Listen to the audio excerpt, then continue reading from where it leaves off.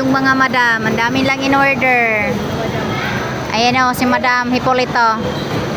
Dami lang in order. May coming pa. Diyos me, maubos ba namin itong tatlo?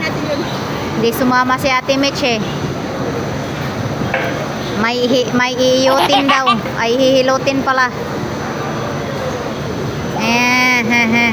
Nilang bulalo. Ano to te? Dinakdakan? Dinakdakan. May chicken skin. May pakbet. O yan, lami daw. Sabi ni Madam Ching. Ito naman si Madam Hipolito. May kaldereta pa tsaka sisig. Di pa dumating. Diyos ko. Dito lang yan sa may Jerez Express. Sa may Robinson Road, Raffles, MRT malapit. Ayan. Once upon a time, sa life ng mga kunyang, nagkainan na naman. Wala.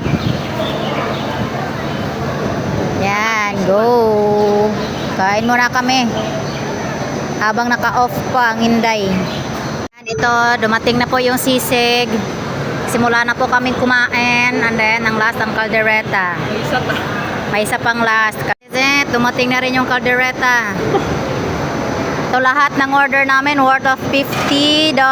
So, di ba, makakatipid ka na. 3 kayo, 4, 5, pwede pa.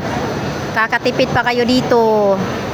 Sa may Jerez Express lang po ito. Sa may malapit sa Raffles MRT, likod ng Robinson's Building. Tatawid lang po kayo sa may Robinson's Road. Sa may malapit sa Robinson's Road. And thank you, thank you. City Hotpot. Nagkandaligaw-ligaw na ang mga madam kung saan napapunta. Di na alam kung saan kami pauwi. Wala na rin yung kinain namin. Natunaw na rin. Nag-bring home pa si Ate Ching kasi sobrang dami ng in-order, hindi namin naubos doon. Kaya sayang din naman kung hindi bibit-bitin. O, diba? Mga Madam Auring.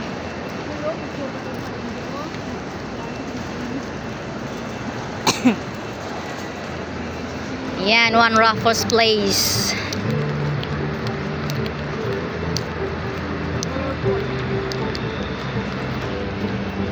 Pauwi ng mga kunyang.